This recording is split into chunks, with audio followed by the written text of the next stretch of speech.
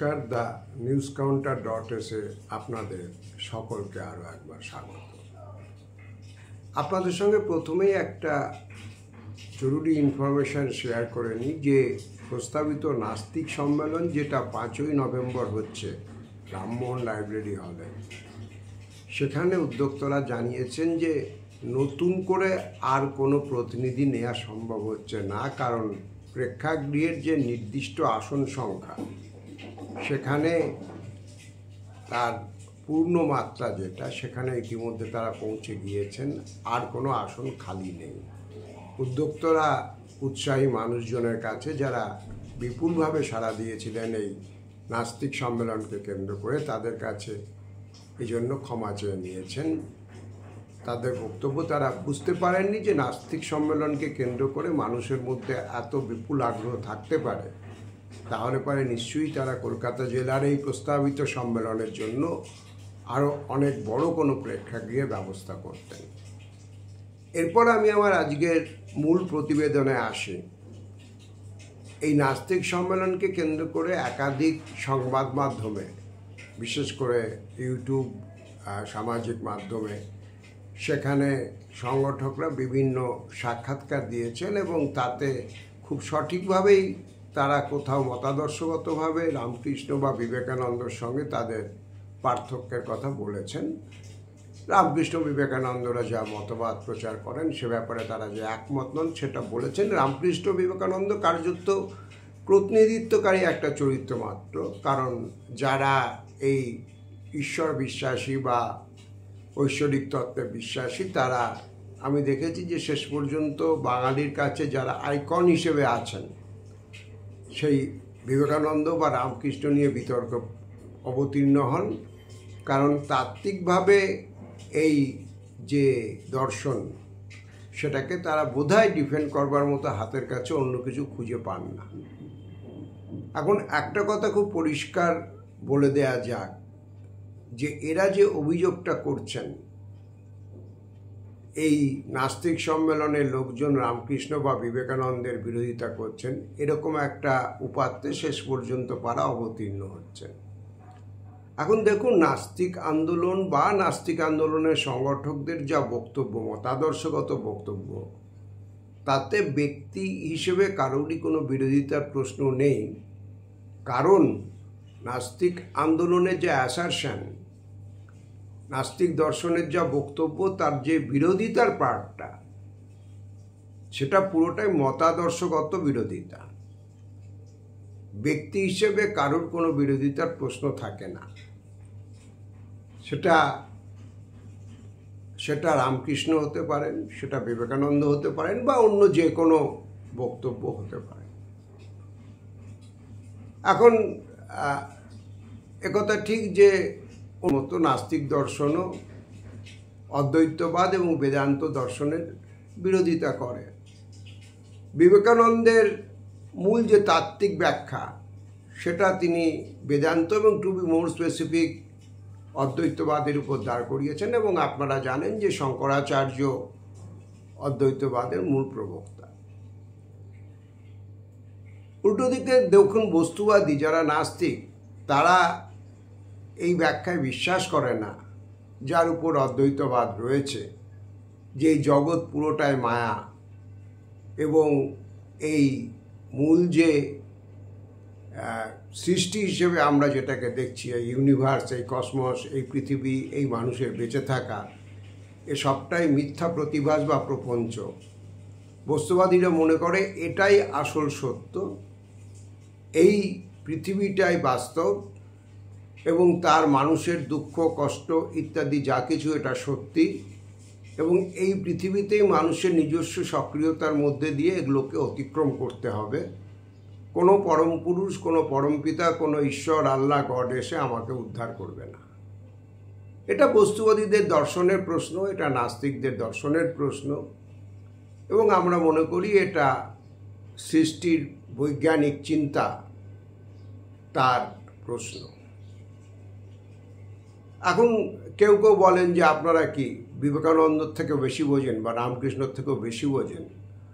কারুর থেকে কম বা বেশি বোঝার প্রশ্ন নয়, মাপকাঠিটা হতে হবে যে আমরা যেটা বুঝছি বা যেটা বলছি বা যেটা বলবার চেষ্টা করছি মানুষের কাছে সেটা সঠিক কিনা, সেটাই কার্যকারণ সম্পর্ক যেটাকে কজাল রিলেশন বলে, সেটা সঠিক কিনা। কারণ দেখুন, আপনারা যারা বলছেন যে আপনারা বিবেকানন্দর থেকেও বেশি বোঝেন কিনা, আপনাদের তো আমরা তাহলে পাল্টা এটা বলতে পারি, বিদ্যাসাগর বলে গেছেন সেই 19 শতকের মাঝামাঝি সময়ে দাঁড়িয়ে, আজকের থেকে বহু আগে, 175 বছর আগে, যে বেদান্ত একটা ভ্রান্ত দর্শন। আমি আবার রিপিট করছি, বিদ্যাসাগর বলে গেছেন বেদান্ত একটা ভ্রান্ত দর্শন। তাহলে আমরা কি পাল্টা বলতে যাব আপনাদেরকে যে আপনারা কি বিদ্যাসাগরের থেকেও বেশি বোঝেন? আমরা এটা বলছি না। কারণ আমরা কোনো ব্যক্তির বোধ বুদ্ধির উপরে দাঁড়িয়ে কোনো চূড়ান্ত সত্যে পৌঁছানোতে বিশ্বাস করি না, কারণ এটা এক ধরনের নির্দিষ্টভাবে গুরুবাদ। যারা নাস্তিক চিন্তাভাবনা চর্চা করেন, যারা বস্তুবাদে বিশ্বাস রাখেন, তারা নিশ্চিতভাবে গুরুবাদেরও বিরোধিতা করেন। অনেকে যেটা বলেছেন যে আইনস্টাইনের মতো বিজ্ঞানী বলেছেন কোথাও একটা ঈশ্বরের মতো একটা কিছু আছে। আইনস্টাইন ঠিক কোথায়, এটা ঠিক কোন প্রসঙ্গে কি বলেছেন আমার জানা সত্যিই নেই। কিন্তু যদি আইনস্টাইনের মতো মাপের একজন বিজ্ঞানীও ঈশ্বরে বিশ্বাস করে থাকেন, সেটা তার সীমাবদ্ধতা। আমি আবারও বলবো যে ব্যক্তি তার পরিমাপ, এটা আমাদের কাছে বিবেচ্য নয়। আমরা আমাদের নির্দিষ্ট দর্শনের কথা বলি, যে দর্শন, যে চিন্তা, যে যুক্তিতে পৃথিবীর সৃষ্টি বস্তুর মধ্য থেকে এসেছে, যে তত্ত্ব অনুযায়ী জড় জগৎ থেকে চেতন জগতের বিকাশ ঘটেছে, এবং যে তত্ত্ব অনুযায়ী অনেক বিবর্তনের পথ পেরিয়ে মানুষ হয়েছে, এবং বিবর্তনটা সত্য। Change is the only permanent thing. সুতরাং আরও কোনো নতুন একটা পৃথিবীর দিকে, নতুনতর মতাদর্শের দিকে মানুষ হয়তো নিশ্চিতভাবেই এগোবে। সুতরাং নাস্তিক সম্মেলন বা নাস্তিক দর্শনকে কেন্দ্র করে এটা নির্দিষ্টভাবে রামকৃষ্ণ বা বিবেকানন্দের বিরোধিতা করছে, এই সূত্রায়নে যারা পৌঁছানোর চেষ্টা করছেন তারা আর যাই হোক কোনো তাত্ত্বিক সংগ্রামের উপযুক্ত বলে আমরা জ্ঞান করি না। আর একথা সত্যি, যদি রামকৃষ্ণ বিবেকানন্দ প্রসঙ্গে আলোচনা করতেই হয়, যে রামকৃষ্ণকে যে প্রমোট করা হয়েছিল তাতে সত্যি সত্যি দক্ষিণেশ্বর মন্দির কর্তৃপক্ষের তদানীন্তন সময় একটা চাপ ছিল। কারণ আমরা ইতিহাসের অনেক পয়েন্ট মিস করে যাই। ঘটনাটা হচ্ছে এই যে দক্ষিণেশ্বরে যখন রানী রাসমণি মন্দির প্রতিষ্ঠা করেন, এবং তিনি যেহেতু জাতে কৈবর্ত ছিলেন, এবং হিন্দুর যে বর্ণ কাঠামো, যেটা ওয়ান সেকেন্ড নাস্তিক বা বস্তুবাদীরা মানে না, এই মানুষের উপর জাতি বর্ণ ভেদের উপর দাঁড়িয়ে যে ভেদাভেদ, যেটাকে বিবেকানন্দও অস্বীকার করেননি। এখন এই জায়গায় দাঁড়িয়ে সেই সময়ে যারা হিন্দু কাঠামোর বর্ণাধিপতি ছিলেন, সমাজপিতা ছিলেন, যাদের মধ্যে অন্যতম অবশ্যই রাধাকান্ত দেব এবং তার গোষ্ঠীর লোকজন, তারা বিধান দিয়েছিলেন যে না, এই কৈবর্ত কখনো মন্দির প্রতিষ্ঠা করতে পারে না। কিন্তু রানী রাসমণির জমিদারি ছিল, টাকা পয়সা ছিল, তিনি মন্দির করেন এবং পূজারী হিসেবে কামারপুকুর থেকে রামকৃষ্ণকে নিয়ে আসেন। মন্দিরের অভিষেকের সময় আমাদের কলকাতার যারা হিন্দু সমাজপতি, তারা তখন বিধান দিয়েছিলেন যে যে ব্রাহ্মণরা টাকা পয়সার লোভে এই অভিষেক ক্রিয়াতে অংশ নেবে তাদেরকে ব্রাত্য করা হবে, জাতিচ্যুত করা হবে। ইন্টারেস্টিং বিষয় যেটা, যে যেহেতু টাকা পয়সার পরিমাণটা অনেকটা ছিল, আমাদের কলকাতার অনেক ব্রাহ্মণরা সেখানে গিয়েছেন, দান নিয়েছেন, আবার ফিরে এসে এখানকার হিন্দু সমাজপতিদের ধরাধরি করে প্রায়শ্চিত্তের কথা বললে তথাকথিত জাতে আবার নিজেদেরকে তুলে নিয়েছেন। এইটা ছিল হচ্ছে অবস্থা। আজকে দক্ষিণেশ্বর যখন হ্যালো এনজয় করছে, তখন এই সমস্ত ন্যারেশনগুলো চাপা পড়ে গেছে। সুতরাং এইটা ঘটনা যে যখন যুক্তিবাদের চর্চা চলছিল, যখন ব্রাহ্মরা, রবীন্দ্রনাথ ঠাকুর, দেবেন্দ্রনাথ ঠাকুর, এরা সবাই ব্রাহ্ম ছিলেন, কেশব সেন, এরা পৌত্তলিকতার বিরুদ্ধে একটা অন্য দর্শন, উপনিষদ ভিত্তিক দর্শন দাঁড় করানোর চেষ্টা করেছেন, ঠিক তখন রামকৃষ্ণকে সামনে রেখে পৌত্তলিকতাবাদীরা নতুন করে উঠে এসেছেন। এটাও কিন্তু বাস্তবে ইতিহাস, এটাকে অস্বীকার করবার কোনো জায়গা নেই। কারণ সেটা অস্বীকার করতে হলে তদানীন্তন রেনেসাঁর যারা উত্তরাধিকার বহন করছিলেন তাদের বক্তব্যকে অস্বীকার করতে হবে। যারা পৌত্তলিকতার বিরোধিতা করছিলেন, কলকাতার সেই সমস্ত যারা ইন্টেলেকচুয়াল, যারা লিডিং পার্সোনালিটি ছিলেন, রবীন্দ্রনাথ থেকে, দেবেন্দ্রনাথ থেকে, কেশব সেন থেকে শুরু করে বাকি লম্বা লিস্ট, তারা যে আন্দোলন করবার চেষ্টা করছিলেন, যেই পৌত্তলিকতা নির্ভর, দুর্গেয় অজ্ঞেয় মন্ত্র নির্ভর, পুরোহিততন্ত্র নির্ভর হিন্দু ধর্ম থেকে একটা অন্য ঠিকানায় পৌঁছানোর, সেটাকেও অস্বীকার করতে হবে। এবং রামকৃষ্ণর যে প্রিচিং, সেটা এই সমস্ত যে কাউন্টার প্রিচিংয়ের উল্টো দিকে দাঁড়িয়েছিল, এ ব্যাপারেও কোনো সন্দেহ নেই। এবার আপনি কোনটা মানবেন, কোনটা মানবেন না, সেটা নিয়ে বিতর্ক থাকতে পারে, এবং এই বিতর্কটাই আমরা চাই। এরপরেও একটা কথা আছে, আমি বিভিন্ন সামাজিক মাধ্যমে যখন এই নাস্তিক সম্মেলন এবং রামকৃষ্ণ, বিবেকানন্দ ইত্যাদিকে নিয়ে ডিবেটটা চলছিল, যে ডিবেটটা অনেকটা অপ্রাসঙ্গিক, সেখানে দেখছিলেন যে অনেকে বলছেন যে না, আপনারা রামকৃষ্ণর প্রসঙ্গকে সামনে রেখে হিন্দুদের ভাবাবেগকে আঘাত করছেন। এখন আজকের ভারতবর্ষে, শুধু পশ্চিমবঙ্গের কথা আমি বলছি না, এই হিন্দু ভাবাবেগ ব্যাপারটা অনেক বেশি কিন্তু উঠে এসেছে, এবং এটা সত্যি সত্যি নাস্তিকদের যারা দর্শন চর্চা করেন সংখ্যায় অবশ্যই তারা কম, কোনো সন্দেহ নেই। ভারতবর্ষ এমনিতেই একটা ভক্তিমার্গ এবং বর্ণকাঠামোর দেশ, সেখানে এই হিন্দু ভাবাবেগকে আক্রমণ করা হচ্ছে, এই কথাটা এখন খুব বেশি চলছে।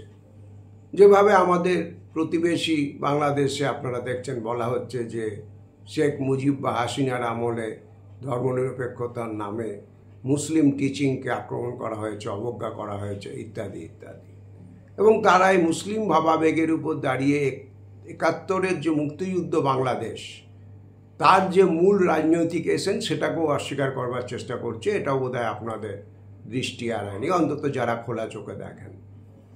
এখন দেখুন, এখানে আমার একটা বক্তব্য আছে যে যারা এই যুক্তিতর্কের একটা পর্যায়ে এসে হিন্দু ভাবাবেগের কথা তুলে রামকৃষ্ণ বা রামকৃষ্ণ মিশনের ডিফেন্ড করার জায়গায় যাচ্ছেন, আপনাদেরকে আমরা জিজ্ঞেস করব যে যখন রামকৃষ্ণ মিশন শুধুমাত্র স্কুল কলেজের শিক্ষকদের সরকার নির্ধারিত বেতনক্রম যাতে না দিতে হয় তার জন্য নিজেদেরকে অহিন্দু বলে দাবি করেছিলেন, এবং হাইকোর্টে গিয়ে সেটা প্রমাণও করে দিয়েছিলেন। কারণ সংখ্যা গুরু না হলে, সংখ্যালঘুদের যদি কোনো শিক্ষা প্রতিষ্ঠান থাকে, সেখানে সরকারি কার্যক্রম, সরকারি নির্দেশ, সরকারি বেতনক্রম ইত্যাদি মেনে চলার বাইরে কিছু ছাড় পাওয়া যায়। এবং হাইকোর্টে তারা এটা গিয়ে প্রমাণ করে দিলেন যে রামকৃষ্ণ মিশন এটা হিন্দু নয়। এটা একটা অদ্ভুত অবস্থা, এটা বামফ্রন্ট সময়কার আমলের ঘটনা। বামপন্থী সরকারের অ্যাডভোকেট জেনারেল প্রমাণ করবার চেষ্টা করছেন যে রামকৃষ্ণ অনুগামী বা রামকৃষ্ণ মিশন এরা আসলে হিন্দু, এরা অহিন্দু হতে পারেন না। আর রামকৃষ্ণ মিশন কর্তৃপক্ষ প্রমাণ করে দিচ্ছেন যে না, তারা আসলে হিন্দু নন। এবং যে শিক্ষকরা তাদের বেতনক্রমের বিচারে বঞ্চিত বলে নিজেদের মনে করেছিলেন, তারা হাইকোর্টের যেই রায় যে না, রামকৃষ্ণ মিশন হিন্দু না, তার বিরুদ্ধে সুপ্রিম কোর্টে যান। শেষ পর্যন্ত সুপ্রিম কোর্ট বলেন যে না বাবা, তোমরা হিন্দু না এটা দাবি করতে পারো না, তোমরা আসলে হিন্দু। এখন দেখুন, নাস্তিকরা তো মানুষের বিশ্বাস নিয়ে প্রতারণা করে না, তারা তাদের বিশ্বাসের কথাটা বলে যে হ্যাঁ, আমরা মনে করি ঈশ্বর, আল্লাহ, গড কোথাও কিছু নেই, মানুষের যা কিছু কর্ম সেটা এই জীবনে, এই পৃথিবীতে বলে কিছু নেই, পাপ বলে কিছু নেই, পুণ্য বলে কিছু নেই, ইহকালই একমাত্র সত্য। ইহকাল এটাই একমাত্র সত্য। যা কিছু জীবনের হিসেব নিকেশ এটা বুঝে নিতে হবে। আর মানুষের ওই যে কৃত্রিম ধর্মভিত্তিক ভেদাভেদ, সেটা ক্যাথলিক প্রোটেস্টান হোক, সেটা আশরাফি আর অমুক মুসলিমদের অনেক কিছু আছে সেটা হোক, অথবা হিন্দুদের বর্ণভেদ যেটা হোক, ব্রাহ্মণ, কায়স্থ, বৈশ্য, শূদ্র, এসব তারা মানেন না। তারা বলেন যে মানুষ হোমো ইরেক্টাস থেকে অনেক পথ পেরিয়ে এই সভ্যতায় এসে পৌঁছেছে। সুতরাং এই পৃথিবীর সমস্ত সুযোগ সুবিধা, প্রাকৃতিক সম্পদ, রিসোর্সেস সব কিছুতে প্রতিটা মানুষের সমান অধিকার থাকা উচিত, অন্তত বর্ণভেদ, জাতিভেদ, সম্প্রদায়ভেদের উপর দাঁড়িয়ে নয়। তো আপনারা যারা হিন্দু ধর্মের প্রতি এত অনুগামী, রামকৃষ্ণ বিবেকানন্দের প্রশ্নে এত স্পর্শকাতর, সেখানে যখন রামকৃষ্ণ মিশন আদালতে দাঁড়িয়ে প্রমাণ করছে যে তারা আসলে হিন্দু নন, আপনাদের এই ভাবাবেগ তখন সেদিন কোথায় ছিল? আমরা রাস্তায় কিন্তু আপনাদের একটা প্রতিবাদ মিছিল তো দূরের কথা, কোনো একটা প্রতিবাদী সভাও আমরা দেখিনি। যে আমরা রামকৃষ্ণের অনুগামী, আমরা মনে করি রামকৃষ্ণ মিশন হাইকোর্টে বা সুপ্রিম কোর্টে যেটা প্রিচ করছেন যে রামকৃষ্ণের অনুরাগীরা হিন্দু নয়, এটা আমাদের বিশ্বাসে আঘাত দিচ্ছে। তখন আপনারা হিরণ্ময় নীরবতায় ব্যাপৃত ছিলেন। তার মানে আপনাদের এই হিন্দুত্বের আবেগ, রামকৃষ্ণের আবেগ, বিবেকানন্দের আবেগ, এগুলো কিন্তু সিলেক্টিভ। কোনো বিকল্প দর্শনের মুখোমুখি হলে তখন আপনাদের হিন্দুত্বের আবেগের কথা মনে পড়ে যায়। অথচ যখন রামকৃষ্ণ মিশন হাইকোর্টে বা সুপ্রিম কোর্টে লড়ছে যে রামকৃষ্ণর দর্শন হিন্দুত্বের দর্শন নয়, তখন কিন্তু আপনাদের সেই কথাগুলো মনে পড়ে না। এটা আয়রনি, এটা ট্র্যাজেডি, এবং একটু রূঢ়ভাবে বসলে এটা মানুষের বিশ্বাসের সঙ্গে একটা প্রতারণা এবং প্রবঞ্চনা। যারা নাস্তিক দর্শন প্রচার করছেন বা করেন বা প্র্যাকটিস করেন, তারা অন্তত তাদের বিশ্বাসে সৎ। সুতরাং এটা মনে রাখবেন যে নাস্তিক সম্মেলনের উদ্দেশ্য এটা কোনো দর্শনের বিরুদ্ধে হতে পারে, এটা ভাববাদী চিন্তাভাবনার নির্দিষ্টভাবে বিরোধিতা করতে পারে, সংঘর্ষ করতে পারে, এবং সেই সংঘর্ষে যেতে নাস্তিকরা পিছপা নয়। কিন্তু ব্যক্তি হিসেবে কাউকে বিরোধিতা করবার এই যে নাস্তিক সম্মেলন হতে চলেছে, তার কিন্তু লক্ষ্য হতে পারে না। যারা এই প্রস্তাবিত সম্মেলনের পক্ষে থেকেছেন, ডেলিগেট হিসেবে নিজেদের নাম নথিভুক্ত করেছেন, যারা দূরে থেকে শুভেচ্ছা জানিয়েছেন, থেকে অনেকে আর্থিক অনুদান পাঠিয়েছেন, সংগঠকরা আপনাদের প্রত্যেককে ধন্যবাদ জানিয়েছেন। তবে নাস্তিকতা কেবলমাত্র একটা দিন বা একটা হলে একটা সম্মেলনের প্রশ্ন নয়, এটা প্রতিটা দিন তাদের জীবনবোধে, জীবনযাপনে প্র্যাকটিস করবার একটা বিষয়। thenewscounter.is এর আমাদের যে কমেন্ট বক্স, এটা খোলা থাকে, আপনারা আপনাদের মতামত অবশ্যই জানাতে পারেন। thenewscounter.is এখন এই পর্যন্ত।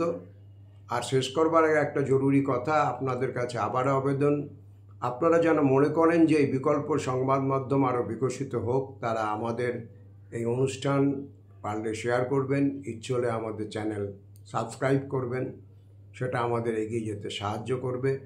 সকলের সঙ্গে পরবর্তী এপিসোডে নিশ্চয়ই দেখা হবে। সকলে খুব ভালো থাকবেন।